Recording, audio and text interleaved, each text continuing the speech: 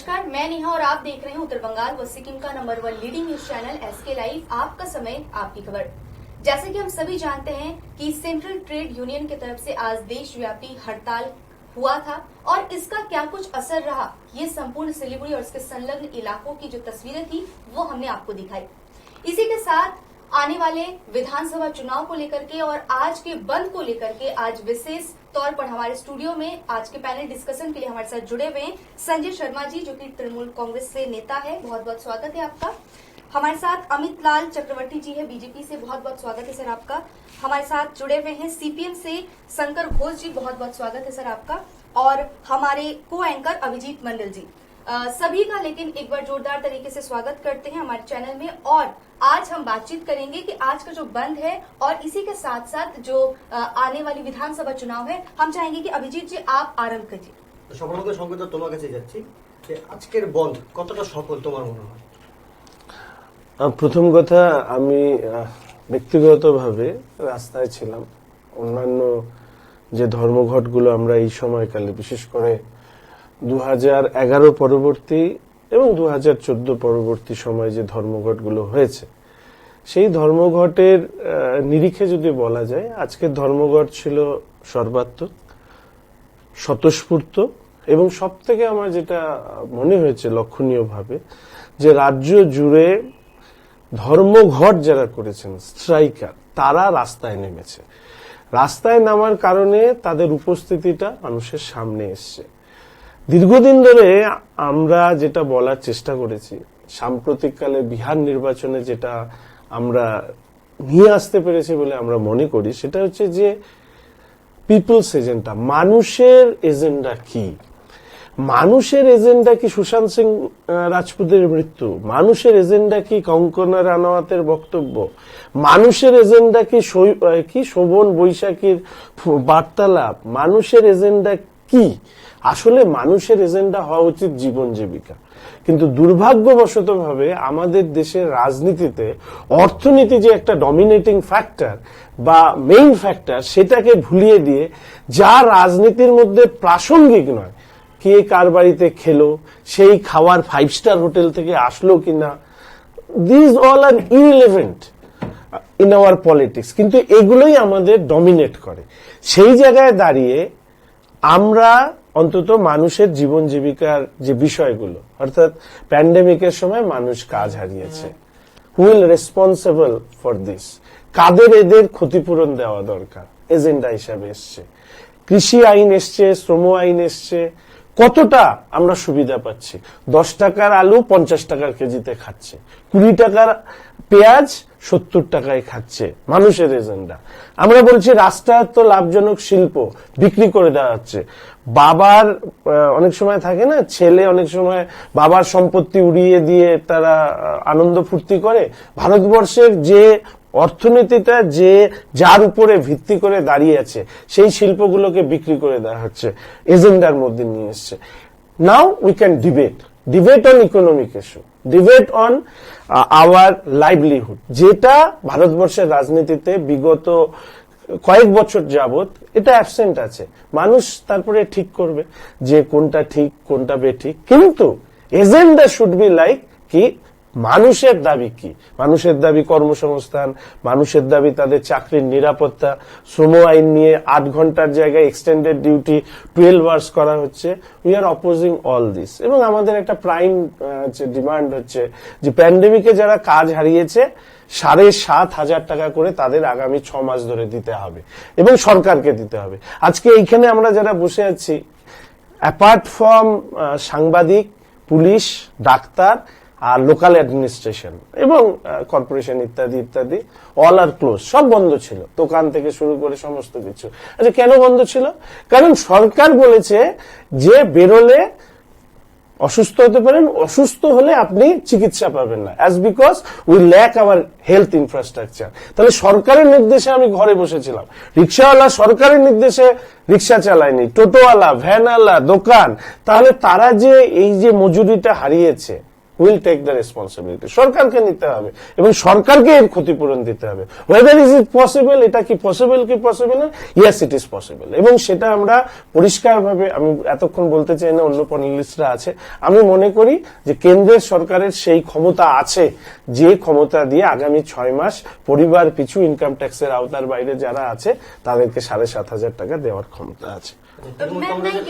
আমাদের যে দাদা আছে সঞ্জয় দা, আমরা ঠিক তার কাছে যাব। আপনার কি মনে হয় আজকের বন্ধ কতটা সফল হয়েছে? এর পাশাপাশি আরেকটা প্রশ্ন যুক্ত করতে চাই।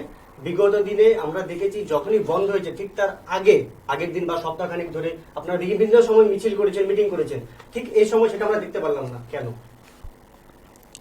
আজকের যে বন্ধটা ছিল এর সম্বন্ধে কিছু বলার আগে আজকে আমি আপনার চ্যানেলের মাধ্যমে আজকে সংবিধান দিবস পালন করা হচ্ছে, আমি সকল শ্রোতাদের সংবিধান দিবসের শুভেচ্ছা জানাই।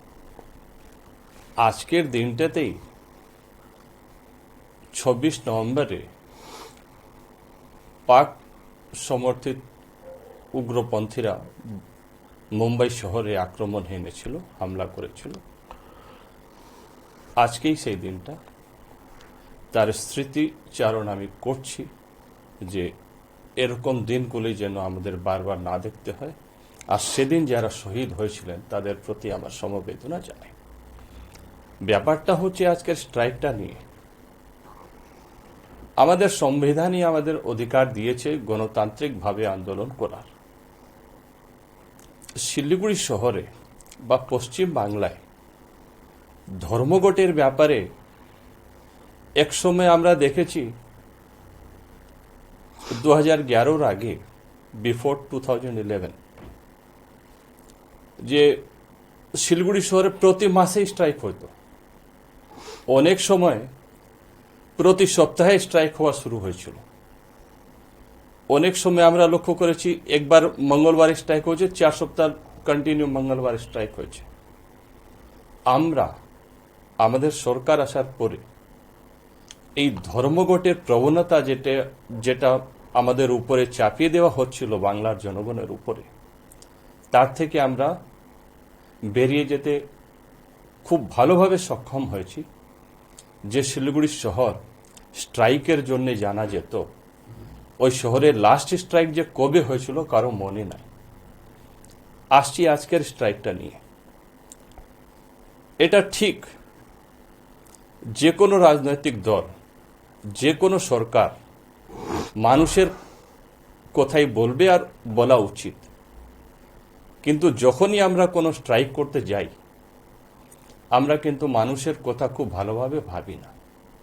নাহলে আজকের এই সময়, এই বছর এমনি করোনার জন্য যে লকডাউন হয়েছে, এমনি সারা বছর প্রায় বন্ধই ছিল, তার মধ্যে এই আজকের এই স্ট্রাইকটা চাপানো হয়েছে।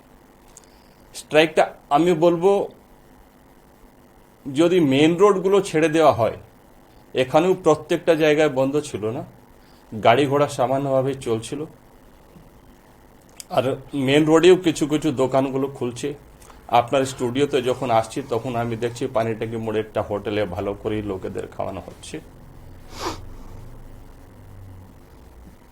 আংশিকভাবে, খুবই আংশিকভাবে বন্ধটাকে বলা যেতে পারে, কিন্তু বন্ধ মানুষ ভালো চোখে দেখছে না। শিলিগুড়ি শহর অনেক বন্ধ আগে দেখেছে, বন্ধ দেখা বন্ধ করে দিয়েছে, তারই প্রতিফলন হয়েছে। আর রিগার্ডিং আমরা কেন রাস্তায় ছিলাম না, আমরাও রাস্তায় ছিলাম। আমাদের জেলা সভাপতির নেতৃত্বে একটা মিছিল বের করা হয়েছিল। আমরা প্রতি বন্ধের সময় রাস্তায় থাকব, যাতে স্ট্রাইক করার যে প্রবণতা আবার চালু না হয়ে যায়, আবার এই বাংলাটাকে স্ট্রাইক স্টেট বলে না কল করা হয়। আর কমপক্ষে শিলিগুড়ি শহরটা যার নামই স্ট্রাইক সিটি হয়ে গেছিল, ওটা যাতে আবার ফিরে না আসে, সেটা আমরা দেখব। জনগণের সাথে, মানুষের সাথে আমরা সবসময় থাকবো। सर, आज के बंद के बारे में बताइए कि आज के बंद को लेकर के जो बातें हो रही थी उसको लेकर के आप बताइए। वो मैंने कहा भी, आज का बंद आप देखोगे तो मेन रोड में भी बहुत सारी दुकानें खुली हुई थी। अभी जब आपके स्टूडियो से मैं आ रहा था, स्टूडियो में जब आ रहा था, रास्ते में एक होटल में काम हो रहा था, लोग खाना पीना कर रहे थे।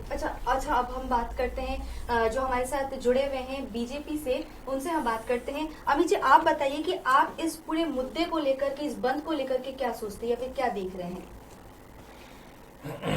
দেখুন, বন্ধ হচ্ছে রাজনৈতিক সমস্ত রাজনৈতিক পার্টিদের বিরোধিতা করার একটা বিশেষ একটা বলতে পারেন একটা ডিভাইস, যে one of the device to show a protest, যে আমি এই পার্টিকুলার কোনো একটা সিদ্ধান্তের বিরোধী, একটা ওয়ান অফ দ্য প্রোটেস্ট। আর আজকে যে ঘটনা, যে বন্ধ আপনি বলছেন না, এই বন্ধ কিছু না, এটা এক্সটেনশন অফ দি লকডাউন। আমরা যে লকডাউনটা করেছিলাম তার একটা এক্সটেনশন বলতে পারেন, এবং সেটা একদম সম্পূর্ণভাবে মানুষের জীবন জীবিকার দৈনন্দিন দিনের রোজগারের চিন্তা ভাবনা না করে একটা সম্পূর্ণ ইরেসপন্সিবল ম্যানারে সারা ভারতবর্ষে একটা বন্ধ এমন সময় ডাকা হলো, যে সময় লোকে এমনি একজন ডেইলি লেবার অলরেডি তার বহুদিনের কাজের থেকে বঞ্চিত হয়েছে, তারপর আবার তার উপর একটা এক্সট্রা দিন চাপিয়ে দেওয়া হলো। इररेस्पॉन्सिबल कह रहे हैं এটা একদম এই মুহূর্তে हम संकट जी से यहाँ पे हम आपकी प्रतिक्रिया लेना चाहते हैं, आप बताइए। কেন বিরোধিতা করার আরো অনেক রাস্তা রয়েছে, সেই রাস্তাগুলোকে না করে, ডিবেট না করে, রাজনৈতিক আলাপ আলোচনার মধ্যে না গিয়ে, কোনো আদার মেথড অফ বার্গেনিং এ না গিয়ে, শুধু একটা ভারত বন্ধ ডেকে, ভারতবর্ষের স্বাধীন হওয়ার পর অনেকবার ভারত বন্ধ হয়েছে, তাতে কি হয়েছে? তাতে কি কোনো মানে সমস্যার সমাধান হয়েছে? হয়নি। আমরা আবার সেই পুরনো একটা হাতিয়ারকে অবলম্বন করলাম।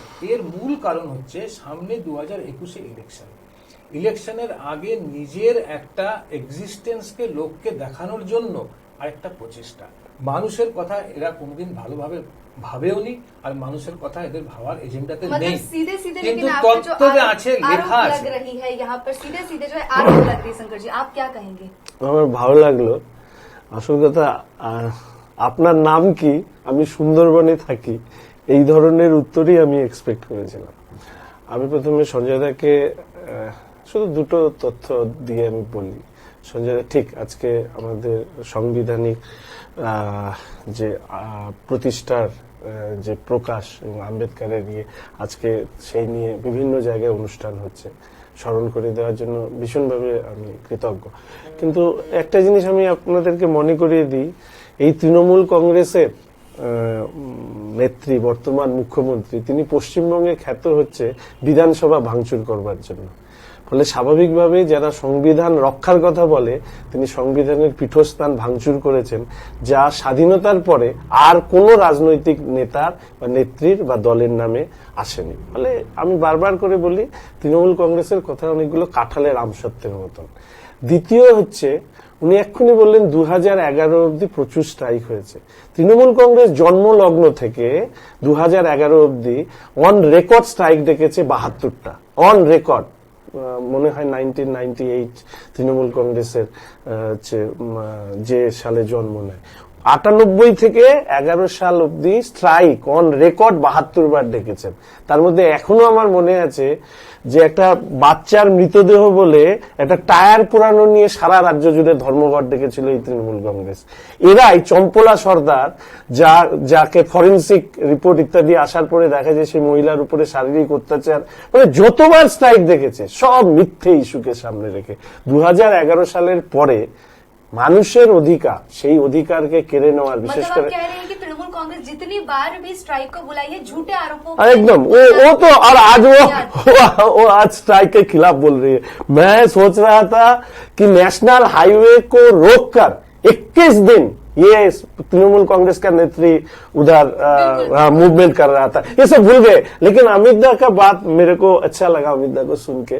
मैं बोल भी रहा था ये कल भी बहुत सारे जगह में मैं बोलता रहता हूं, क्योंकि as a student of politics, not as a leader of some party, as a student of politics, मुझे ऐसा ताज्जुब बन जाते हैं हम।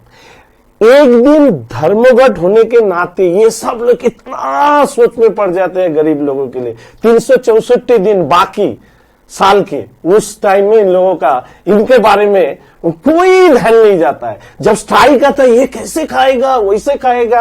अरे मेरे को बताइए तो, ये पैंडेमिक में देश का जीडीपी गिरा है 24%। अंबानी का प्रॉपर्टी वो बढ़कर 79% उनका प्रॉपर्टी बढ़ा है। अदानी का ये प्रॉपर्टी बढ़ा है 48%। On record I challenge all of you, all the panelist, कि आप बोलिए पैंडेमिक के सब बिक जा रहा है और कैसे अंबानी और अदानी का संपत्ति बढ़ता है। Actually this people are not the perfect representation of masses. ये तो अंबानी अदानी का सरकार चलाता है, गरीब का सरकार नहीं चलाता है। एक बार रुकना चाहूंगी मैं, अमित जी से ये प्रश्न का सीधा उत्तर लेना चाहूंगी। जिस तरीके से बता रहे हैं कि जीडीपी डाउन हो रही है, अंबानी अदानी जो है वो फल फूल रहे हैं, तो क्या कहेंगे आप? जीडीपी बढ़ा है घटा है उसके साथ आज का टॉपिक का कोई रिलेशन नहीं है, नंबर 1। एंड नंबर 2, एक्चुअल में क्या होता है ना, जो पॉलिटिकल नैरेटिव जो इस देश का अभी नया नैरेटिव है, वो नैरेटिव से ये लोग they are miles away from the narrative. इनको नैरेटिव को पकड़ना आ ही नहीं रहा है, उनको समझ में नहीं आ रहा है कि पॉलिटिक्स आज के दिन में नैरेटिव किधर है। तो आज भी सोच में पड़ गए कि हम क्यों नहीं पकड़ रहे हैं नैरेटिव। जब हमको कुछ नहीं सामने आता है तो अदानी को लेके आओ, फिर अंबानी को लेके आओ, मतलब एक ऐसा बात बोल दो जिसके बारे में आम जनता को कुछ पता ही नहीं, ऐसे तो माहौल क्रिएट कर दो। माई क्वेश्चन इज, आपको अगर जीडीपी गिर रहा है तो स्वाभाविक रूप से गिरना है। इस दुनिया में ऐसा कोई भी देश है, कोई भी पंडित आदमी है जिसने ये फोरकास्ट किया था कि जीडीपी गिरेगा नहीं ड्यू टू दिस पैंडेमिक। तो ये कौन सा एक्सेप्शनल बात हो गया? नहीं, क्वेश्चन इज हम जीडीपी अगर गिर रहा है तो उससे हम कैसे फाइट कर रहे हैं, हमारा इकोनॉमी को स्टेबलाइज करने के लिए कैसे फाइट कर रहे हैं। 34 साल हम लोग देखे हैं कि ये लोग कैसे इकोनॉमी को डील किया इस पर्टिकुलर स्टेट में। 34 years we have given time, enough time. 2 generation मिला इनको, शायद 3 जनरेशन मिल गया इनको। कहां पे लाके छोड़ दिए थे? 29,000 और करोड़ रुपया का लोन था। बेरोजगारी, आज के পশ্চিমবঙ্গে বেরোজগারি, ইন্ডাস্ট্রি বন্ধ করে দেওয়া, কি করে ট্রেড ইউনিয়নকে উগ্র করে দেওয়া, মানুষকে কাজ করার কোনো পরিস্থিতি না দেওয়া। সল্টলেকে যখন নতুন ভাবে আইটি সেক্টর তো চালু হচ্ছিল তখন কি করে কম্পিউটার নিয়ে এসে রাস্তায় ভেঙে তারপর ধর্মঘট করে আইটি সেক্টরকে বন্ধ করা। They have set all their examples. আজকে উনি বলছেন জিডিপি পড়ে যাচ্ছে, জিডিপির জন্য যা ইকোনমিক মেজার্স নেওয়ার বড় বড় ইকোনমিস্টরা রয়েছেন তারা নিচ্ছেন দেশের, আমাদের দেশের প্রধানমন্ত্রীর নেতৃত্বে আমাদের দেশের অর্থমন্ত্রক কাজ করছে এবং with coordination with the other department of the government of West Bengal. इनको यही नहीं पहुंच रहा है कि ये पार्टिकुलर ये भाजपा कैसे देश को नेतृत्व देने का पोजीशन में कैसे आ गया, आज तक नहीं पहुंच रहा है। आज भी इनको ये भी नहीं पता है कि मेरा आका कौन है। आज भी कभी कांग्रेस का हाथ पकड़ो, कभी छोड़ो, कभी हाथ पकड़ो, कभी छोड़ो। अब पकड़ना सही है, इनका हेड ऑफिस कहाँ है? दिल्ली में है, कलकत्ता में है, केरला में है, त्रिपुरा में है, कहां पर है? माई क्वेश्चन इज, आप जो स्टैंडर्ड सेट करके गए हैं इस देश में, इस पर्टिकुलर स्टेट में, त्रिपुरा में, केरला में, वो स्टैंडर्ड को आप देखिए, उस आपका सेट किया हुआ स्टैंडर्ड है। बिल्कुल अमित जी, आज के दिन में जीएसटी में सबसे ज्यादा बेनिफिट अगर कुछ स्टेट को आता है तो that is West Bengal, Kerala and Tripura. Because तीनों जगह में यही लोग शासन कर रहे थे जहां पर कोई इंडस्ट्री बना नहीं और बनने लायक कोई माहौल छोड़ा ही नहीं इन लोगों। আমি প্রথমেই বলেছিলাম যে মানে বাবা যখন সম্পত্তি বানিয়ে যায় সেই সম্পত্তি বিক্রি করে দেশ চালানো দলের নাম হচ্ছে ভারতীয় জনতা পার্টি। রেল বেচেছে, বিমা বেচছে, ব্যাংক বেচছে, এবার ব্যাংক কর্পোরেটের হাত দিয়ে যাবে। আমি একটু অদ্ভুত লাগলো, ঠিকই ওনাদের ন্যারেটিভ আমরা বুঝতে পারি না। 10 টাকার আলু 50 টাকায় খাওয়ানো, এটা তো চারটিখানি ব্যাপার না। 20 টাকার পেঁয়াজ 70 টাকায় খাওয়ানো, এটা কম বড় ব্যাপার, এটা বিশাল। এটা 56 ইঞ্চির প্রধানমন্ত্রী ছাড়া কিন্তু এটা সম্ভব নয়। এই ন্যারেটিভের সাথে তো আমরা সমর্থক নই। ফলে স্বাভাবিকভাবেই ঠিকই ভারতবর্ষে 4-5 কোটি মানুষ আছে, 4.6 করোড় মানুষ আছে যারা ইনকাম ট্যাক্স দেয়। আমি ধরে নিলাম 5 কোটি মানুষ, আর তার সাথে আরো জুড়ে টুরে 1% মানুষ আছে ভারতবর্ষের। আমরা যদি 130 কোটি মানুষ ধরি, তার মধ্যে 13 কোটি মানুষ আছে যাদের হয়তো 300 টাকা পেঁয়াজ হলেও কেজিতে কোনো অসুবিধা নেই, 100 টাকা কেজিতে আলু হলেও অসুবিধা নেই। মনে রাখতে হবে যে আমাদের ভারতবর্ষের কিন্তু সব মানুষ এই শ্রেণীতে বাস করে না। 1%-এর জন্য আমরা এখানে গলাবাজি করতে আসিনি, আমরা তো 99%-এর জন্য গলাবাজি করতে এসেছি। সেই জায়গায় দাঁড়িয়ে এই যে আমাদের দাবিগুলো, সত্যি তো অমিতদা ঠিক বলেছে, একজন সাধারণ মানুষের কাছে গিয়ে আমরা যদি জিডিপি নিয়ে বলি, জিএসটি নিয়ে বলি, প্রত্যেক সাধারণ মানুষকে এই ব্যাপারে ওয়াকিবহল যে আভ্যন্তরীণ উপাদান বাড়ার সাথে দেশের অর্থনীতির কি সম্পর্ক আছে। আমাদের ভারতবর্ষের অর্থনীতির ফাইন্যান্স মিনিস্টার নির্মলা সীতারামনের হাজবেন্ড স্বয়ং তিনি বলেছেন যে হাতুড়েদের দিয়ে অন্তত অর্থনীতি চলে না। কে বলেছে? না সিপিএম এর লোক না, ফিনান্স মিনিস্টারের হাজবেন্ড বলেছে অন রেকর্ড টিভির সামনে। কারণ তিনি বুঝেছেন এই দেশের অর্থনীতিটা আসলে বড় লোকদের স্বার্থবাহী নীতি হয়ে যাচ্ছে। স্বাভাবিক, এই নিয়ে একটা লড়াই আন্দোলন চলছে। আর আরেকটা আমি উইথ ডিউ রেসপেক্ট আমি থেকে বলবো যে আমাদের এই আলোচনাটা কিন্তু পশ্চিমবঙ্গের পার্সপেক্টিভে নয়, সারা ভারতবর্ষেই ক্ষেত্রে নিয়ে আমরা এই আলোচনাটা করছি। এবং এই ধর্মঘটটা কিন্তু 16টি ট্রেড ইউনিয়ন এবং ফেডারেশনের ডাকে হচ্ছে সারা ভারতবর্ষ জুড়ে। ফলে স্বাভাবিকভাবেই পশ্চিমবঙ্গের পরিস্থিতি কি সেইগুলো নিয়ে আলোচনার যদি স্পেস থাকে সেখানে আর আমরা নিশ্চয়ই করব। কিন্তু আমরা আর যাই হোক ওই দলিতদের বাড়িতে বা গরিব মানুষের বাড়িতে আধা ঘন্টার জন্য গিয়ে খেয়ে তারপরে বাড়ি ফিরে এসে সারা ভারতবর্ষ জুড়ে যারা গরিব মানুষ বা দলিত মানুষ তাদের অবস্থা সর্বশান্ত হচ্ছে, এই ন্যারেটিভের রাজনীতি আমরা করি না, দেখনদারির রাজনীতি আমরা করি না, করি জীবন জীবিকার রাজনীতি। ফলে সেই নিয়ে রাজনীতি করতে কারণ जानना चाहेंगे संजय जी काफी समय से चुप बैठे हुए हैं, आपसे पूछना चाहेंगे कि आप क्या कहेंगे इस तरीके से जो झूठे आरोप भी लग रहे हैं आपके पार्टी पर, उसको लेकर भी आप क्या कहेंगे? नहीं, झूठे आरोप तो जो लोग लगा रहे हैं उनको इस मामले में सिद्ध हस्त है, वो बहुत विख्यात है, मैं उनको प्रणाम करता हूं। लेकिन जहां तक हमारी बात है, मैंने पहले ही कहा था 2011 के पहले बहुत हड़ताल होते थे और आज इन्होंने कहा कि ठीक हमने 77 बार या 78 बार स्ट्राइक की 12-13 सालों में, ऑन रिकॉर्ड उन्होंने कहा, बहुत अच्छी बात है। लेकिन हम वो पहला अजूबा स्टेट थे वेस्ट बंगाल में कि हमसे ज्यादा स्ट्राइक तो इनके लोग करते थे, वो भी स्टेट की रूलिंग पार्टी होकर डिफरेंट मुद्दों पर करते थे। मैं उस बहस में नहीं जाना चाहता। उन्होंने और एक बात कही कि विधानसभा भवन की उन्होंने जिक्र किया और संविधान दिवस पर मुझे स्मरण कराया। उन्होंने कहा कि सिंगूर में जो 26 दिन तक ममता बनर्जी का हमारी जननेत्री का अनशन था, उसके बारे में उन्होंने अनशन नहीं, रोड स्ट्राइक का, हाँ, वो वहीं पर रोड अवस्थान जो था उसी को लेकर था। तो वो क्यों था? आज संविधान दिवस के दिन एक तो वो रोड स्ट्राइक, एक तो वो सड़क पर अवस्थान 26 दिन का मुझे याद कराता है वो त्याग और बलिदान वाली बात। और आज ही के दिन आप देखिए दिल्ली इंटर करने वाले किसानों पर कैसे पुलिस द्वारा वहां पर उनको रोका जा रहा है, उनके साथ दिल्ली पुलिस जैसा बर्ताव कर रही है। और उस समय सिंगूर में वामफ्रंट के समय में हमारे साथ जो बर्ताव हो रहा था, और वो था क्या, वो सिंगूर के जो किसान जमीन देने के इच्छुक नहीं थे उनके हक के लिए आवाज उठाई गई थी। और उसके बाद आज शंकर बाबू ने संविधान की बात कही और मुझे कई बातें स्मरण कराई।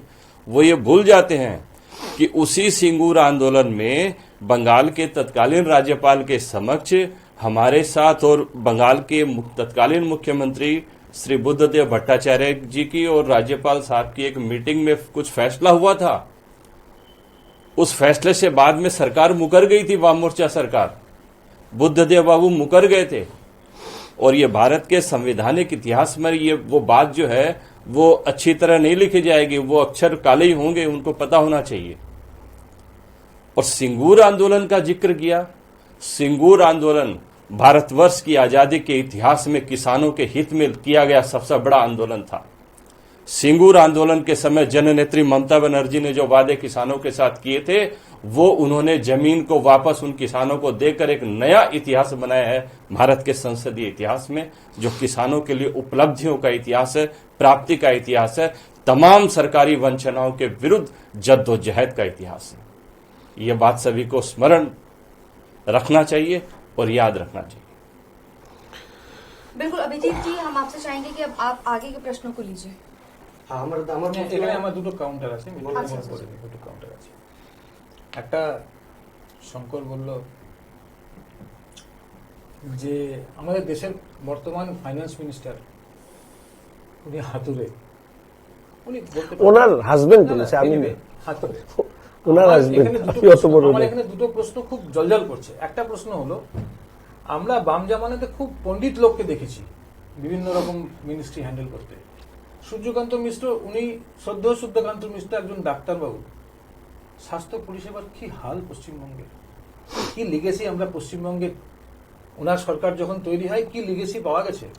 আজকেও পশ্চিমবঙ্গে আমরা ছোটবেলা থেকে বড় হয়েছি, কি দেখে বড় হয়েছি, উত্তরবঙ্গ মেডিকেল কলেজ, সেই একটা মেডিকেল কলেজ উপরে আজকেও নির্ভর। এবং কোভিড আসার পর মেডিকেল কলেজ হাত তুলে দিল, তারপরে কি করতে হলো, বর্তমান ইনফ্রাস্ট্রাকচারটা এরকম বিভিন্ন বেসরকারি হাসপাতালগুলোকে আমাদেরকে অধিগ্রহণ করতে হলো। আমরা জানি না আমাদের টোটাল পপুলেশনের কত পার্সেন্ট বেড আমরা পাই, প্রপোর্শন বেড আমরা পাই। খুব সম্ভব বোধ হয় 20,000 কি 25,000 পপুলেশনের বোধ হয় একটা বেডের অ্যাভেলেবিলিটি আছে পশ্চিমবঙ্গের স্বাস্থ্য ব্যবস্থা। তো সূর্যবাবু এখানে ছিলেন, কি ছিলেন, স্বাস্থ্যমন্ত্রী ছিলেন। আরেকটা কথা বলি, এই যে ওনারা বলছেন না সিঙ্গুর আন্দোলন, সিঙ্গুর আন্দোলনটা না যথার্থ ছিল কি যথার্থ ছিল না সেটা প্রমাণ হয়ে গেছে সুপ্রিম কোর্টের রায়ে, যে ওই যে জমিগুলো যে অ্যাকোয়ার করা হয়েছিল, মহামান্য সুপ্রিম কোর্ট বলে দিয়েছেন ওই জমির অ্যাকোয়ারের প্রসেসটাই আনলফুল। সুতরাং আন্দোলনের একটা যথার্থ জায়গা কিন্তু সুপ্রিম কোর্ট নিজে দিয়ে দিয়েছে। এবার আন্দোলনটা ঠিক ছিল কি ভুল ছিল, এবং তার সেই আন্দোলনের কনসিকুয়েন্সটা মানুষের ভালো হয়েছে খারাপ হয়েছে, পশ্চিমবঙ্গের মানুষ হাড়ে হাড়ে টের পাচ্ছে আজকে। মানে কিরকম হাড়ে ভালোর হাড়ে টের দিকে পাচ্ছে। ভালো হয়েছে, যেমন যেমন যেমন দেখা যাচ্ছে আমার জমিটা হয়তো আমি ফেরত পেয়েছি, কিন্তু জমির উৎপাদনটা আমি আর ফেরত পাচ্ছি না। তাহলে সেই জমি ফিরিয়ে দিয়ে লাভটা কি হয়েছে সাধারণ কৃষক? তার জবাব দেবেন বর্তমান সরকার, যিনি পশ্চিমবঙ্গে আছেন। আমি একটা যুদ্ধ জেতাটা বড় কথা নয়, যুদ্ধ জেতার পর সেই যুদ্ধের ফলটা আম জনতার জন্য, যার জন্য যুদ্ধ লড়লাম, তাকে আমি কতটুকু ফল ফিরিয়ে দিতে পারলাম, তার কতটুকু আমি উপকার করতে পারলাম, দ্যাট ইজ ইম্পর্টেন্ট। আমি জিতে আসাটা ইম্পর্টেন্ট নয়। সুতরাং জেতার লড়াইটা একরকম, এবং জিতে যাবার পর তার ফলটা আমি দিতে পারলাম কি না পারলাম, যদি না পেরে থাকি আমি অল্টারনেটিভ রেমেডি কি করলাম। আজকেও সিঙ্গুরে সেন্ট্রাল গভর্নমেন্ট 1 টাকা কিলো চাল দিচ্ছে, সেটা দিদি 2 টাকা কিলো করে ওখানে বিতরণ করছেন, 100% প্রফিট। বিষয়টা হলো আমি এই রাজনীতিতে বিশ্বাস করি না, যেখানে আমার লোককে সারা জীবন আমি 2 টাকা কিলো করে চাল খাইয়ে যাব এবং তাকে আমি 20 টাকা বা 30 টাকা কিলো চাল কিনে খাবার যোগ্যতা অর্জন করতে দেব না। অর্থাৎ আমাকে একটা জায়গা রাখতে হবে, যে জায়গা থেকে আমি সবসময় আমার রাজনীতিটা করতে পারবো, যে আমি গরিব রেখে গরিবকে দেখছি, সেটা আমার একটা পলিটিক্যাল নেগেটিভ হবে। এইটাই একটা মারাত্মক রাজনীতির একটা অদ্ভুত জায়গা। আরেকটা কথা হলো যে দেখুন, আজকের যিনি শিক্ষামন্ত্রী, উনি এই জবাবটা দিন পশ্চিমবঙ্গে, যে ভালো ভালো ইঞ্জিনিয়ারিং কলেজ, যাদের যে সমস্ত ইঞ্জিনিয়ারিং কলেজের নাম নিয়ে মানুষ আগে পিপল ইউজ টু সোয়ার, যাদবপুর ইউনিভার্সিটি ইঞ্জিনিয়ারিং কলেজ, আজকে পেপারে বোধহয় দেখলাম, আমি শঙ্কর দেখে থাকবে, 60% সিট খালি। কেন? পশ্চিমবঙ্গের শিক্ষার কি এতটাই অবনতি হলো যে 60% লোক ভর্তি হতে আসছে না? বিষয়টা হলো খালি পণ্ডিত ব্যক্তি দিলে হবে না, মানুষকে জানতে হবে ব্যবহারিক দিকটা, মানুষের জীবনের ব্যবহারিক দিকটা দেখতে হবে, সেই ব্যবহারিক দিকটা কে কতটা ভালো বোঝে। খালি বড় বড় তত্ত্ব এবং গরিব মানুষকে সামনে রেখে গরিবি হটাও, এই স্লোগান তো আমার মানে সিন্স মাই চাইল্ডহুড শুনে আসছি, গরিবি হটাও, গরিবি আর হচ্ছে না। সুতরাং সংক্ষেপে নেব আপনার কথাটা। এইবার আমি খুব একটা দুটো কথা একটু দাঁড়া করাচ্ছি, দাদার কাছে আমাদের ছোট্ট প্রশ্ন আছে।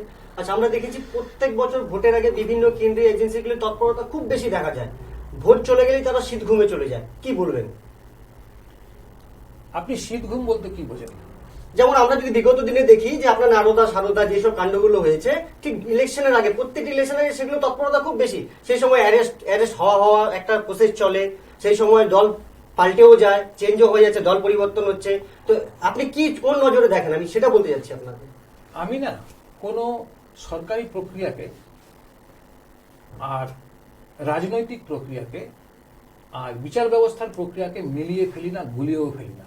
কারণ আমি নিজে আইনের ছাত্র হিসাবে বলছি, মানে জুডিশিয়াল প্রসিডিওরটা তার নিজস্ব প্রসিডিওরে চলে, তাতে ইলেকশন সামনে এলেও কিছু যায় আসে না, ইলেকশন সামনে না এলেও কিছু যায় আসে না। আজকে যদি এরকম হয় যে ইলেকশনটা সামনে এসছে আর ঠিক সেই সময় চার্জশিটও জমা পড়ছে, বা একটা আমার নতুন এভিডেন্স লাগছে, বা যদি সুমোটো কোনো ইনভেস্টিগেটিং এজেন্সি যদি মনে করে for the purpose of the investigation আমার এই পার্টিকুলার মানুষটাকে দরকার, তাকে আমাকে ইন্টারোগেট করার প্রয়োজন আছে, করতে পারে। কিন্তু এইটা নিয়ে এইভাবে বলাটা বোধহয় ঠিক হবে না যে সবটাই ইলেকশনকে বেস করে করা হয়। এর সঙ্গে কিন্তু কেন্দ্রীয় এজেন্সির সাথে একা মানে আলাদা করা যাবে না, এবং স্টেট এজেন্সিতেও যে সমস্ত মানে ইন্টারোগেশন গুলো হয়, যে সমস্ত প্রক্রিয়াগুলো চলে, যে সমস্ত ইনভেস্টিগেশন গুলো চলে, সেখানেও একই প্রক্রিয়ায় চলে। কারণ দেশের তো আইন একটাই, একই প্রক্রিয়ায় চলে। কোনোটা স্টেট সাবজেক্ট, কোনোটা সেন্টার সাবজেক্ট, এইভাবে চলে। ওইভাবে দেখাটা আমার মনে হয় ঠিক হবে না। সুতরাং এর ব্যাখ্যা আমি অনেকগুলো প্রশ্ন জমে গেল। প্রথম কথা, সঞ্জয় দা কতগুলো কথা বলেছে, আমি শুধু একটু সঞ্জয় দাকে স্মরণ করে দিতে চাই। সেটা হচ্ছে যে সিঙ্গুর আন্দোলনে আমরা দুজনের নাম খুব শুনি। এক হচ্ছে রবীন্দ্রনাথ চট্টোপাধ্যায়, বিধায়ক মন্ত্রী ছিলেন, আরেকজন হচ্ছে বেচারাম মান্না, বিধায়ক মন্ত্রী ছিলেন। দুজনেই বলেছেন দল ছাড়বেন। আমি একজন তো জমা দিয়ে এসেছিলেন, আরেকজন বলেছেন এই দলে থাকাই যায় না। একটা মিথ্যাকে আশ্রয় করে আন্দোলন গড়ে তোলা, অমিত দা একদম ক্যাটাগরিক্যালি এটা বলেছে। সুপ্রিম কোর্টের একটা রায়, এবং গত 10 বছর বা 9 বছরে সারা পশ্চিমবঙ্গে আর যাই কিছু উদ্বোধন করে থাকুক, মেলা, খেলা, উৎসব, একটাও ইন্ডাস্ট্রির ফিতা কিন্তু রাজ্যের মুখ্যমন্ত্রী কাটতে পারেননি। তার জন্য all credit to goes Singur movement. আমি এটা ব্যক্তিগতভাবে মনে করি। 1 2 নাম্বার, অমিত দা অনেকগুলো কথা বললো, আমার ভালো লাগলো। অমিত দা অন্তত আর বিজেপি লিডারদের মতন নয়, যারা করোনা শুরু হওয়ার পরে মানুষকে প্রেসক্রাইব করেছিল গোমূত্র খান, ভাবিজি ফাপড় খান, খেয়ে সুস্থ থাকুন। তবে এটা ভালো, কেননা আমাদের দেশের স্বরাষ্ট্রমন্ত্রী প্রথমে বেসরকারি নার্সিংহোমে ভর্তি হয়েছিলেন, পরবর্তীকালে তিনি সরকারি এইমসে গিয়ে ভর্তি হন।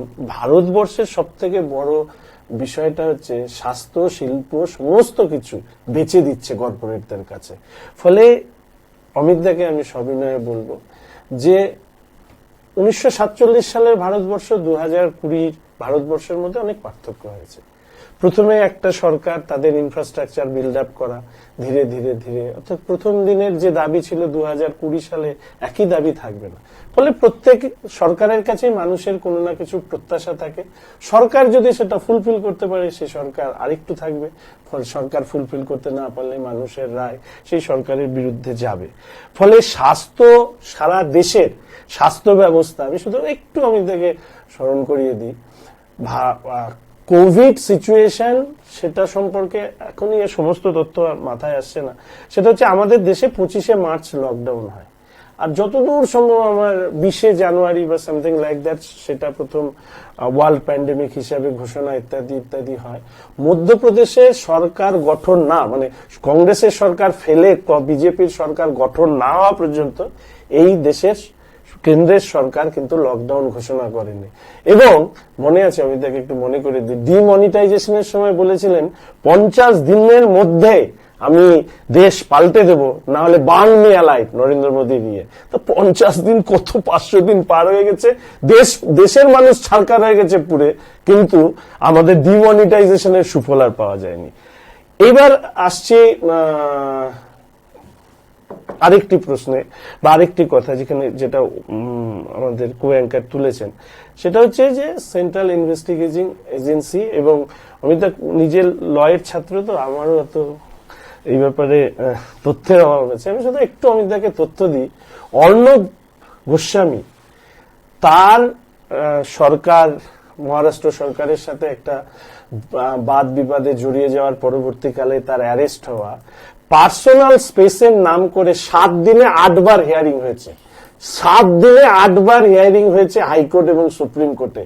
এখানে আমরা এই ঘরে যতজন বসে আছি, একটা হিয়ারিং এর ডেট, আমি শুধু একটা উদাহরণ দিচ্ছি, একজন 80 বছরের সাংবাদিককে এই হাতরসের ঘটনায় অ্যারেস্ট করে রাখা হয়েছে। সে তার হাত দিয়ে জল খেতে পারে না বলে সে একজন হেল্পিং হ্যান্ড চেয়েছে, তাকে সে জল খাইয়ে দিতে হবে, তার জন্য ডেট পড়েছে 21 দিন পরে।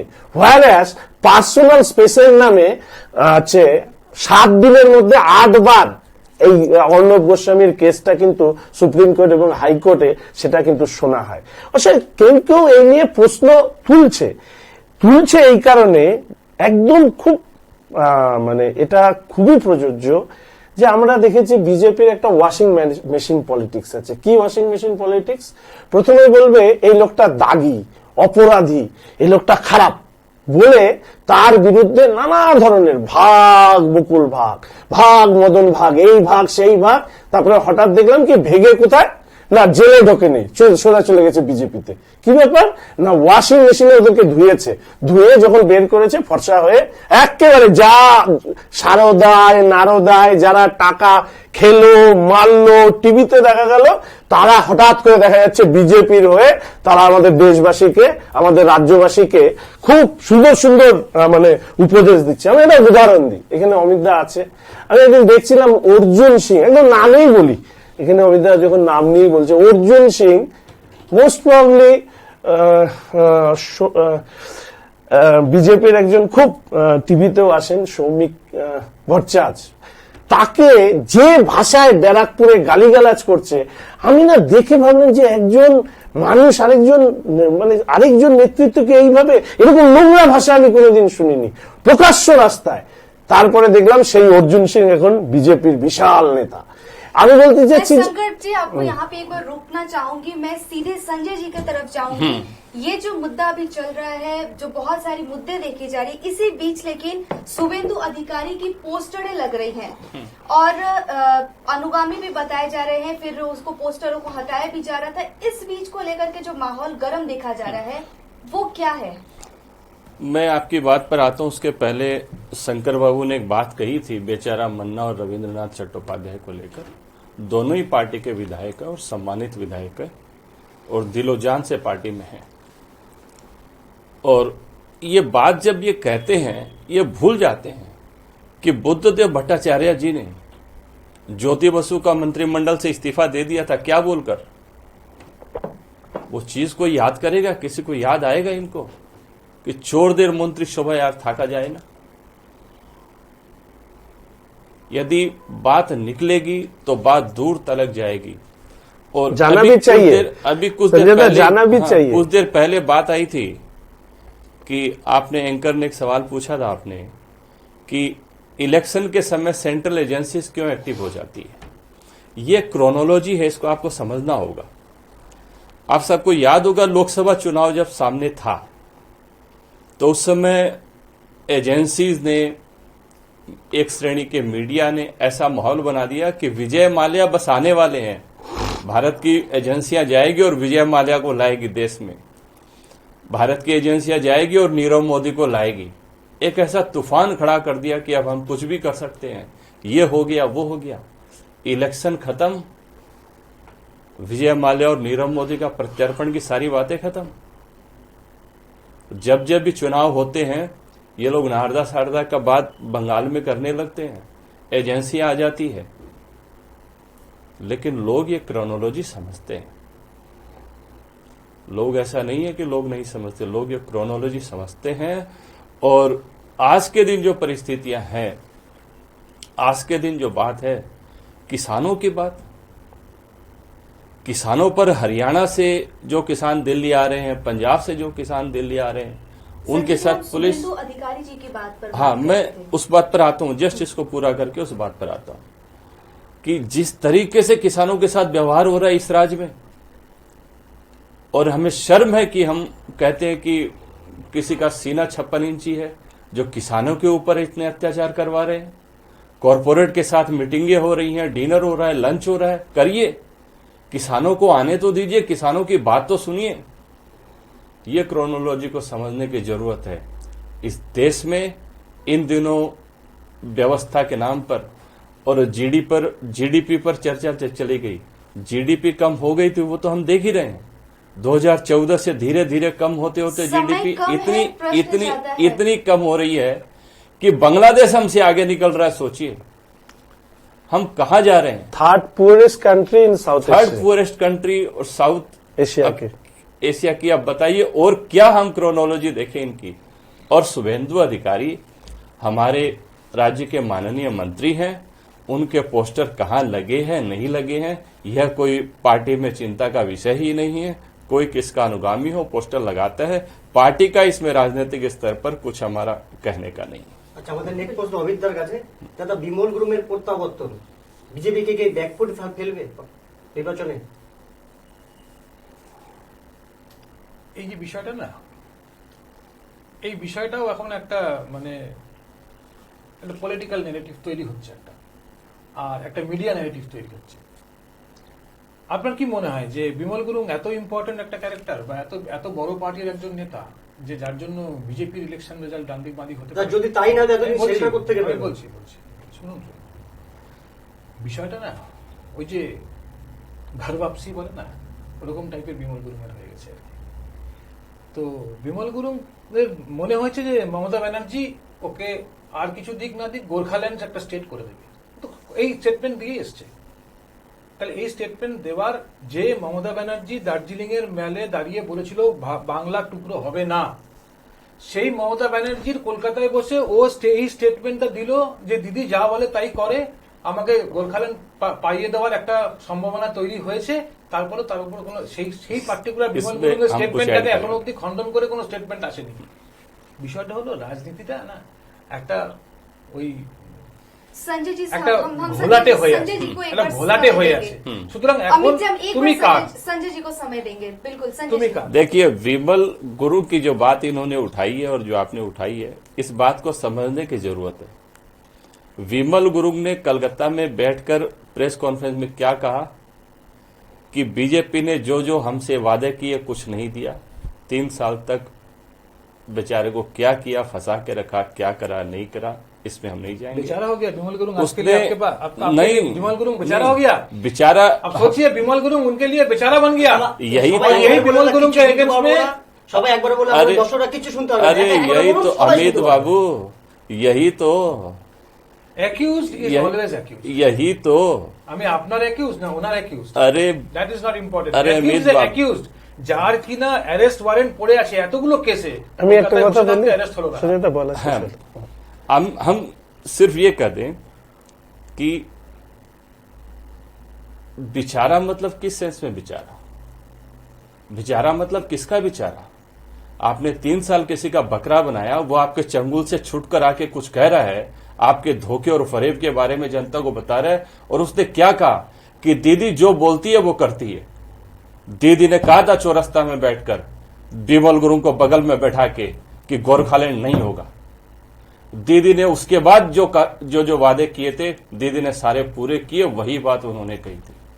और इसमें अभी बहुत सारा, इस तीस्ता में बहुत सारा पानी चढ़ना और उतरना बाकी है। आगे आगे देखिए, संजय जी, और আমি- बहुत से लोग না, इनसे এই जुड़ ঘরে रहे हैं। একটা লাইন লয়ার হিসাবে একটা ছোট প্রশ্ন, আইনের ছাত্রদের একটা ছোট প্রশ্ন সঞ্জয়জির কাছে। Accused is always accused. অমিতদা, অমিতদা, অমিতদা, না, আমি তোমাকে বসাছে অ্যারেস্ট হচ্ছে না, আর তো- যে কিনা আজকে লাস্ট 3 বছর বাড়ি ফিরতে পারছে না, এত বড় অ্যাকিউজড। হ্যাঁ, আমি আমি- অ্যাকিউজড অ্যারেস্ট হয় না। আমি তোমাকে এই প্রশ্নটা করব ভেবেছিলাম। সেটা হচ্ছে যে আমরা এখানে তো পার্সোনাল গ্রাজেস নেই, না, না, পলিটিক্যাল আলোচনা অল করছি। পলিটিক্যাল পার্টির আমরা আলোচনা রিপ্রেজেন্ট করছি, করি। আলোচনা। বিমল গুরু ইউপিএ অ্যাক্টে অ্যাকিউজড, রাইট? পশ্চিমবঙ্গ থেকে সে সরে যায়, সিকিমে একটি জায়গায় সঙ্গে পুলিশ ট্যাগ করেছি এর সাথে সতেরোধর মাহাতো যিনি ছিলেন তিনি ইউপি হ্যাঁ, ছিলেন। একই ছিলেন। এরপরে বিমল গুরুং এর ফার্স্ট অ্যাপিয়ারেন্স হচ্ছে আমার যতদূর মনে পড়ছে জেপি নাড্ডার মেয়ের বিয়েতে। This was his first appearance after escaping from West Bengal. একজন আইনের ছাত্র হিসাবে আমি এটা জানতে চাই, দেশদ্রোহে অভিযুক্ত একজন মানুষ সর্বভারতীয় রাজনৈতিক দল বিজেপি যারা সেন্ট্রালে পার্টি চালাচ্ছে, মানে সেন্ট্রাল গভর্নমেন্ট চালাচ্ছে, তার মেয়ের বিয়েতে উপস্থিত হচ্ছে। এটা কি আইনের ছাত্র হিসাবে বা আমাদের সংবিধান বা আমাদের গণতন্ত্রের পক্ষে কতটা উজ্জ্বল? তুমি বারবার করে বলছিলে অ্যাকিউজড ইজ অ্যাকিউজড, তাহলে এরকম একজন দেশদ্রোহী অভিযুক্ত যিনি পুলিশের খাতায় ফেরারি, তিনি বিজেপির সর্বভারতীয় সভাপতির মেয়ের বিয়েতে উপস্থিত থাকাটা কি খুব শোভনীয়? এক। 2 নম্বর বিষয় হচ্ছে এই পাহাড় নিয়ে আমার এটা ব্যক্তিগত ধারণা। আমি পাহাড়ে ছোটবেলায় থেকেছি, বড় হয়ে থেকেছি। আমি ভীষণভাবে দার্জিলিং এর মানে ভালোবাসি, এটা আমার ভালোবাসা। বারবার করে পাহাড়ে স্ট্যান্ড নিয়ে সবার মনে পরিষ্কার থাকা উচিত। প্রথম কথা, ভাগ হতে দেব না, এটা একটা ফিউডাল মানসিকতা, ওকে আমি বেরোতে দেব না। আমার মনে হয় আমরা এক থাকবো, this will be our straight, মানে this will be our spirit, যেখানে পাহাড় সমতল একভাবে থাকবো। এইবার কথা হচ্ছে যে বারবার এই যে গোর্খাল্যান্ড, কেন্দ্র থেকে একটা চিঠি আসে গোর্খাল্যান্ড নিয়ে আলোচনা, পরের দিনে তার অ্যামেন্ডমেন্ট হয় যে জিটিএ নিয়ে আলোচনা হবে। এই যে ভোটের আগে পাহাড়ের মানুষের আবেগকে উস্কে দেওয়া, এই স্ট্র্যাটেজিটাও আমার মনে হয় না, ব্যক্তিগতভাবে আমি মনে করি যে এটা খুব একটা ভালো হচ্ছে। 3 নম্বর হচ্ছে, এই সঞ্জয় দাও আছে, একদম এটা অন্য কোনো ভাবে নেওয়ার বিষয় নয়। বিমল গুরুং একসময় মমতা ব্যানার্জিকে মা বলে ডাকতেন, কিষাণজি বিমল গুরুংকে মা বলে রেখেছেন, উনি মারা গেছেন, মমতা ব্যানার্জি, রাইট। তারপরে হচ্ছে ছত্রধর মাহাতো, তিনিও একসময় খুব বিভিন্ন ধরনের কার্যকলাপে জড়িয়ে যাওয়া, তারপরে তার থেকে বেরিয়ে আসা। ভারতী ঘোষ আইপিএস অফিসার, এই মমতা ব্যানার্জিকে মা বলে ডেকেছেন। ফলে এই যে রাজনীতিটা না, আমার মনে হয় এই রাজনীতি থেকে কোথাও আমাদের বেরোনো দরকার, বেরিয়ে অল দা ওয়ে আমাদের এজেন্ডাতে আমাদের ফোকাস করা দরকার। কে কাকে কখন মা বলছে, আবার পালিয়ে যাওয়ার পরে ফিরে এসে বলছে মাসির পাশে আসলাম, এইসবের আমাদের মনে হয় কি এতে আমাদের রাজনৈতিক আলোচনা, মানুষের এজেন্ডা, সেই এজেন্ডা গুলো কিন্তু কোথাও একটু দুর্বল হয়। এটা আমার ব্যক্তিগত ভাবে। সঞ্জয়দার কাছে প্রশ্ন, 2016 নির্বাচনে কংগ্রেস এবং সিপিএম কে বিরোধী মেনে নির্বাচনে লড়েছিল তৃণমূল। 2021-এ ভোট, বিধানসভা ভোট, কাকে বিরোধী মানছেন, জোট না আপনার বিজেপিকে? বিরোধী তো বিরোধী আছে, দুটা পার্টি, দুটা জোটই বিরোধী আছে। ক্ষমতার দিক থেকে বলছি, আপনাদের কাকে সবচেয়ে বেশি শক্তিশালী মনে হচ্ছে আমাদের রাজ্যে? আমাদের রাজ্যে শক্তিশালী মানুষ, এই দু দলের থেকেই আমাদের কোনো কম্পিটিশন নাই। আর এই দু দলই যা পাবে আপনি সামনে দেখতে পারবেন। এখানে বিরোধিতা থাকার কোনো কথা না, দু দল নিজের চেষ্টা করছে। আমরা নির্বাচনকে নির্বাচন হিসেবেই দেখছি। 2011-র আগের পশ্চিমবাংলা আর 2011-র পরবর্তী পশ্চিমবাংলার মধ্যে আকাশ পাতালের ফারাক হয়েছে, এটা সবাই মানবে।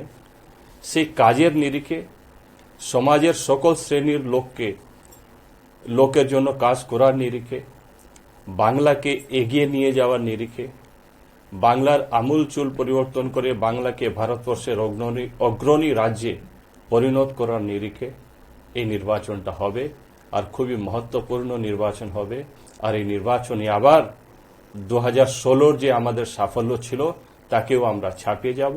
এক নয়া নজির সৃষ্টি করে এই নির্বাচনে দিদি মমতা ব্যানার্জির নেতৃত্বে তৃণমূল কংগ্রেস জিতবে। অমিতদার কাছে প্রশ্ন, ধরে নেওয়া যাক জোট প্রার্থী অশোক ভট্টাচার্য শিলিগুড়ি বিধানসভা, বিজেপির কাকে ভোটে দাঁড়া করবেন বলে চিন্তা করেন? রাজনৈতিক সিদ্ধান্ত, এগুলো পার্টির সিদ্ধান্ত, এগুলো নিয়ে মিডিয়ার সামনে কেন এমনি কথা বলা যায় না। আমাদের একটা এমন পার্টি, যে পার্টিতে আগামী দিনে কে আমাদের প্রেসিডেন্ট হবে সেটাই আমরা জানি না।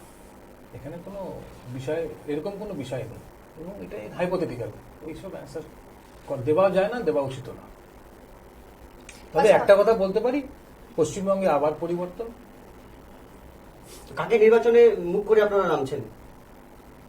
আমাদের পলিটিক্যাল এজেন্ডাকে মুখ করে নামছি। মানুষের শেষ বিচার মানুষ করবে, এবং মানুষ আবার পরিবর্তনের জন্যই ভোট করবে। तो आपको क्या लगता है, कितनी उम्मीद है कि आप बंगाल में जो विधानसभा चुनाव होने वाली है उसमें क्या भाजपा अच्छी रोल कर पाएगी? There is every possibility we will make the government. वो तो सारे पार्टी नहीं कहते हैं। नहीं, बाकी तो वो डिपेंड करेगा। मैं जिस स्टेटमेंट मैं कर रहा हूँ अभी, जिसको मेरा स्टेटमेंट को सुनाई दे रहा है वो अपना भी विचार लगाएगा उसमें। আজকের প্রোগ্রামে শেষ প্রশ্ন শঙ্করদার কাছে, বামপন্থীদের ভবিষ্যৎ কি সারা দেশ তথা রাজ্যে?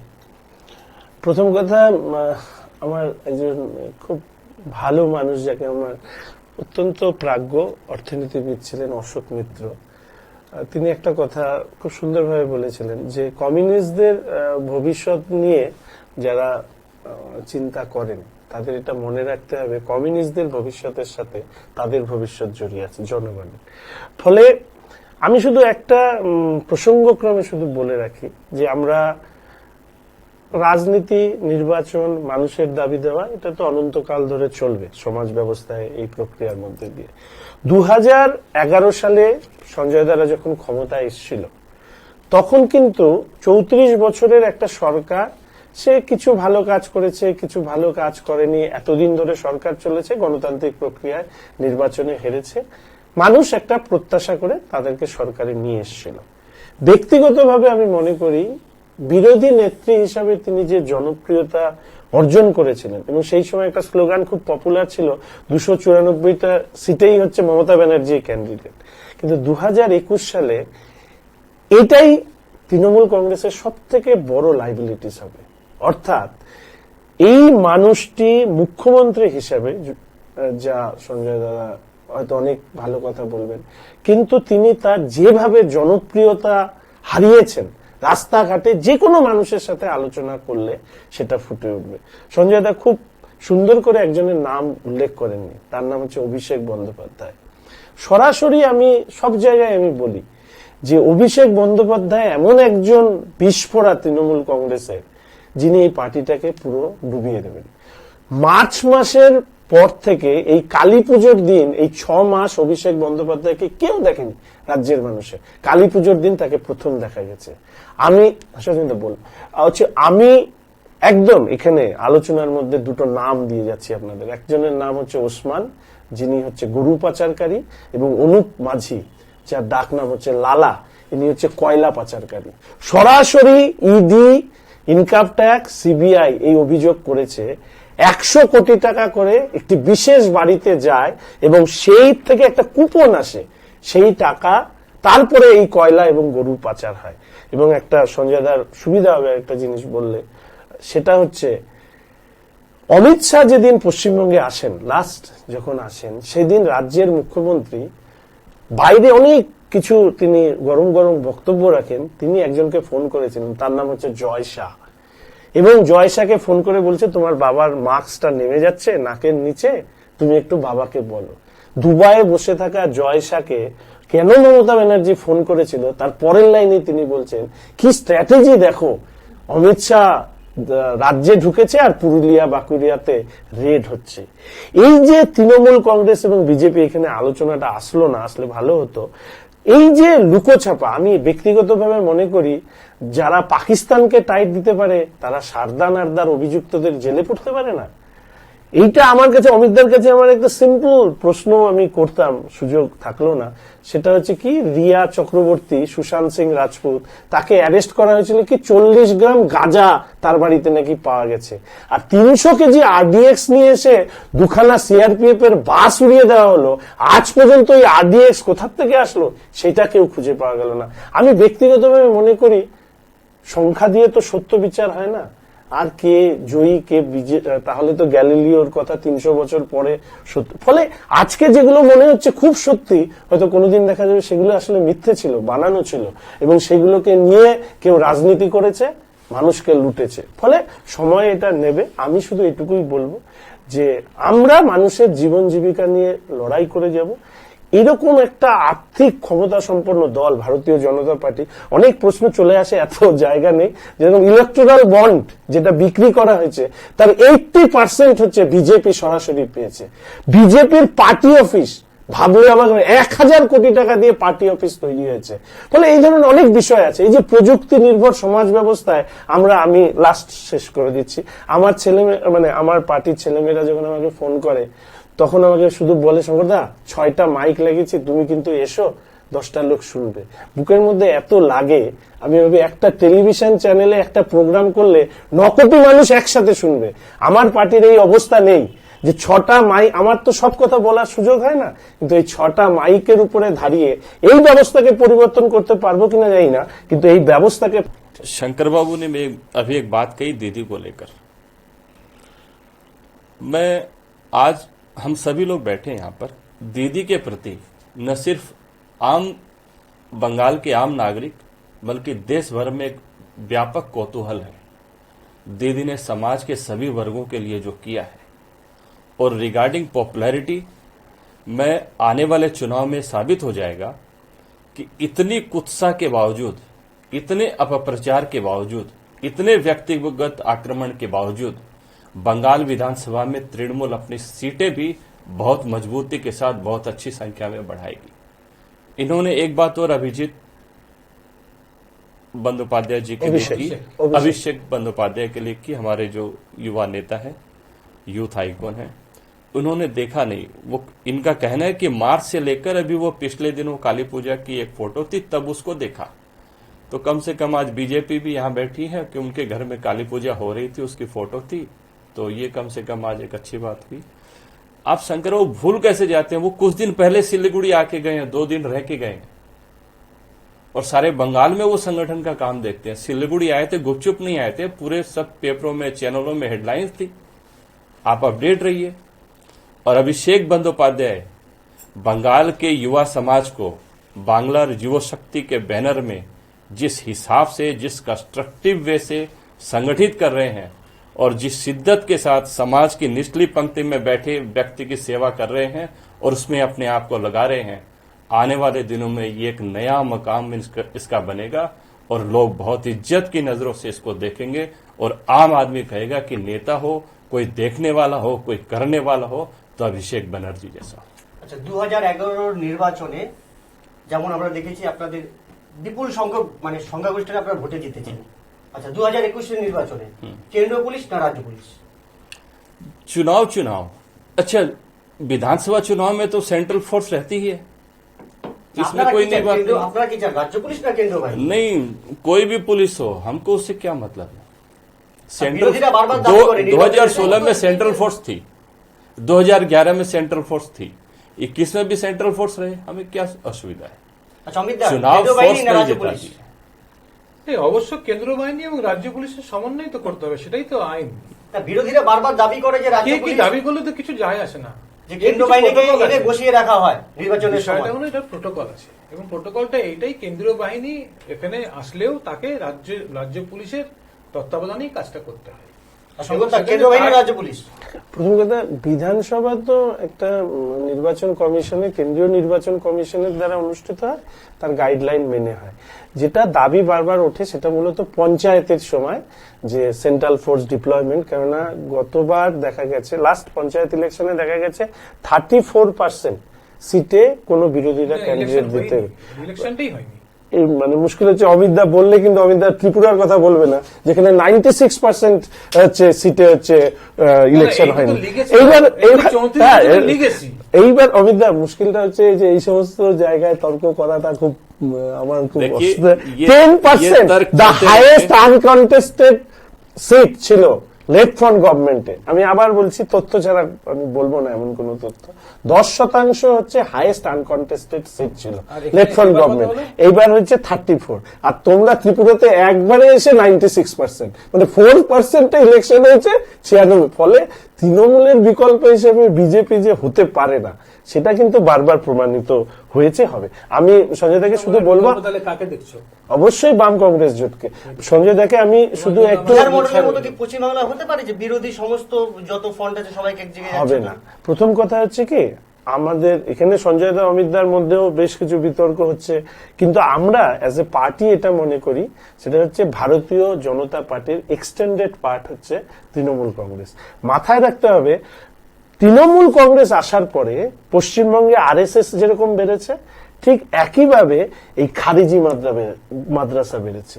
অর্থাৎ ধর্ম হচ্ছে এই দুটো দলের রাজনীতি করার উপাদান, যেটা বামপন্থীরা বিরোধিতা করে। ফলে স্বাভাবিকভাবেই আমাদের পার্টির সেক্রেটারি, জেনারেল সেক্রেটারি, তিনি পরিষ্কারভাবে এই কথাটা বলেছেন, তৃণমূলকে না সরিয়ে বিজেপিকে হারানো যাবে না। কেননা বিজেপির হয়ে পশ্চিমবঙ্গে খেলে হচ্ছে Trinamool Congress. They are the agent of BJP. That is ঠিক একই অভিযোগ দাদা ये भी एक क्रोनोलॉजी है। একই অভিযোগ তৃণমূলেরও, বিষয়টা হচ্ছে তাহলে কি যে তৃণমূল একই অভিযোগ বিজেপি এবং সিপিএম রাজ্যে দিদি তো বলেই যাচ্ছে, এখন আর দিদির কথা কেউ বিশ্বাস করে না। ভারতবর্ষের বামপন্থী দলগুলো যদি আপনি ইতিহাস দেখেন তাহলে দেখবেন যে কংগ্রেস ছাড়া বামপন্থী কোনোদিন কোথাও কোনো কাজ করেনি। ওনার আন্ডারস্ট্যান্ডিং তখনও ছিল, আজকেও আছে, আগামী দিনেও থাকবে। ওই জন্য আমি প্রথমেই বলেছিলাম একটা কথা, যে ওনারা এখনো কনফিউজড যে হেড অফিসটা কোথায়। স্বাভাবিক, আমাদের মনে রাখতে হবে ওনারা যে আজকেও কনফিউজড ভারতীয় জনতা পার্টির পলিটিক্স, আমাদের বাম আর কংগ্রেসের যে পলিটিক্স এর বিরোধিতা সেটা অর্থনীতির ভিত্তিতে, আর বিজেপির পলিটিক্স হচ্ছে ধর্মের ভিত্তিতে। ফলে স্বাভাবিকভাবেই এর আগেও রাষ্ট্রপতি নির্বাচন কিংবা আমাদের বৈদেশিক নীতি, জোট নিরপেক্ষ নীতি নেওয়ার প্রশ্নে কংগ্রেসের সময় সেটা কিন্তু সবাই জানে যে বামেদের একটা সরাসরি সমর্থন ছিল। এখানে অমিতদার জানা উচিত যে জওহরলাল নেহেরু নিজে এই সমাজতান্ত্রিক ব্যবস্থার প্রতি তার আস্থা কিন্তু তিনি প্রকাশ করেছিলেন, এবং এই নিয়ে গান্ধীজির সাথে একটা বড় বিতর্ক ছিল। জওহরলাল নেহেরু নিজে কিন্তু এই ভারতবর্ষের সংবিধানে কতগুলো শব্দ আছে, তার ক্ষেত্রে দেখা যাবে এখানে একটা লেফটিস্ট আইডিওলজির একটা মনোভাব কিন্তু সেই সময়কার জাতীয় কংগ্রেস নেতৃত্ব তারা রেখেছিলেন। এগুলো ইতিহাসের অনেক বড় বিষয়। এখানে কংগ্রেস নয়, আজকের কংগ্রেস তো ইমার্জেন্সির পরের কংগ্রেস। যাই হোক, সেইগুলো অনেক বড় বড় বিতর্ক আছে, এখানে যাব। मैं एक बात कहूंगा कि शंकर बाबू ने जैसा कहा तृणमूल बीजेपी एक है, लेकिन बंगाल की जनता ने तो लोकसभा चुनाव देखे। लोकसभा चुनाव में क्या हुआ था भूल जाते हैं शंकर बाबू, इतनी कमजोर याददाश्त कैसे हो गई। पंचायत चुनाव वगैरह की बातें उठी। अब चूंकि ये बात अब आज की वार्ता अपने अंतिम मोड़ पर है, मैं सिर्फ एक यही बात कहूंगा, 1988 से सिलीगुड़ी कॉमर्स कॉलेज में राजनीति के माध्यम से छात्र राजनीति में हूं। शंकरदा को मालूम है कि यहाँ पर कैसा परिवेश था। हैदर पाड़े के उधर हम लोग कांग्रेस का झंडा लेके नहीं जा पाते थे, तब मैं कांग्रेस में था, हम लोग झंडा लेके नहीं जा पाते थे। माटीगाड़ा में मीटिंग नहीं कर सकते थे, शिव मंदिर में जाकर माइक नहीं बजा सकते थे। वो परिवेश भी हमने देखा है। সারা পশ্চিমবঙ্গে 400 কলেজ আছে, 395টাতে তৃণমূল ছাত্র পরিষদ, অন্য কোনো দলই নেই, অন্য কোনো দলই নেই। বলে এইসব তথ্য, আমি যখন শিলিগুড়ি কলেজে আসি তখন ছাত্র পরিষদের জেনারেল সেক্রেটারি, আমি 11 বছর পর শিলিগুড়ি কলেজ, আমি বললাম তো দীনেশ দা, সুব্রত দা থেকে শুরু করে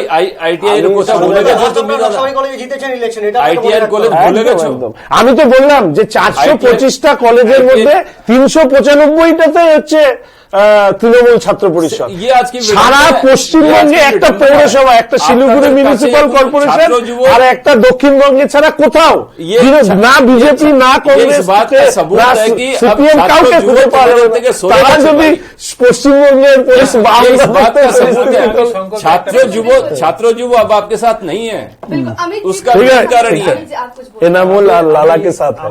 আমি খুব জানতে ইচ্ছুক শঙ্করের কাছ থেকে যে সারা ভারতবর্ষের ইলেকশন প্রত্যেকটা স্টেটে হয়, এমনকি সেদিনকার বিহারে ইলেকশন হয়ে গেল, হিংসার প্রপোর্শনটা সেম অনার্স অমিত দা, সেম অনার্স বলছি যে হিংসার প্রপোর্শনটা পঞ্চায়েত ভোট থেকে নিয়ে যে কোনো ভোটে পশ্চিমবঙ্গে যে প্রপোর্শনে হয়, তাতে তোমরা কি আশা করছো যে আগামী 21 ইলেকশনে হিংসাটা কোথায় যাবে? না, আমি মনে করি এটা ইরেসপেক্টিভ অফ পলিটিক্যাল পার্টিস। আমি অনেকগুলো নির্বাচন দেখলাম, গুজরাট, ঝাড়খণ্ড, বিহার। ये प्रश्न, लेकिन ये अंतिम प्रश्न हम ले रहे हैं सभी से, और इसी के साथ ये पैनल हम खत्म कर देंगे। এইটা কিন্তু আমাদের প্রত্যেক রাজনৈতিক দল আমাদের ভাবা উচিত।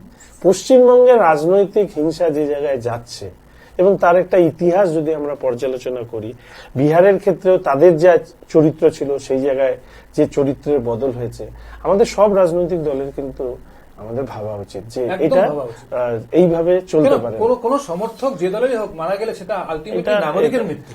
किसी भी प्रकार की हिंसा राजनीति में वांछनीय नहीं है, এটা কি সরকারের ফেলিয়ার? और ये एक कलंक है। এটা 5:40 হয়ে গেছে। তারপরে আমাদের রাজনীতিতে হিংসা হয়, এটা খুব দুঃখের। খুব দুঃখের, এবং এটা ইমিডিয়েটলি বন্ধ হওয়া উচিত। तो आज हम सुन रहे थे, हमारे साथ जो भी पैनलिस्ट जुड़े हुए थे सभी से लेकर हमने बातचीत की आज के देशव्यापी हड़ताल को लेकर के और आने वाले विधानसभा चुनाव को लेकर के। लेकिन माहौल अभी से पूरे तरीके से गर्म हो चुकी है और सभी जगहों से, लेकिन आए दिन चाहे कोविड का दौर रहे चाहे ना रहे, हड़तालें हो रही है। और साथ ही साथ देखी जा रही है कि विभिन्न पार्टियों के द्वारा रैलियां भी की जा रही है और जो सरकार की तरफ से जो नेतागण हैं वो भी आ रहे हैं, चुनावी प्रस्ताव देकर के जा भी रहे हैं। आने वाली विधानसभा चुनाव को लेकर के माहौल पूरी तरीके से गर्म हो चुकी है और आगे की लगातार जो भी अपडेट्स रहेंगी वो आप देखते रहिए सिर्फ और सिर्फ एसके लाइव पर। धन्यवाद। कोविड से हो गए हैं टेंस, दिल डिमांड्स अ चेंज। सही नहीं दूर घूमने जाने को, शॉर्ट टूर सही दिल बहलाने को। समित होटल दार्जिलिंग और कालिम्पोंग पूरी कोविड सेफ्टी के साथ आपका पर्सनलाइज्ड टूर ऑफर करता। Good rooms, good food, discount price और क्या चाहिए दिल बहलाने को। Contact number 919332080131। WhatsApp call 8388877888 for call. Apply for 3-year AICTE approved and MBA accredited courses diploma in manufacturing technology at Government Polytechnic Advanced Technical Training Center, Bardang, Sikkim. Good placement record in industries all over the country. Separate hostel facilities available for boys and girls. Scholarship shall be provided for outstanding students. Classes shall start from 6 October 2020. Eligibility first year class 10 pass from recognized board with mathematics, science and English as subjects.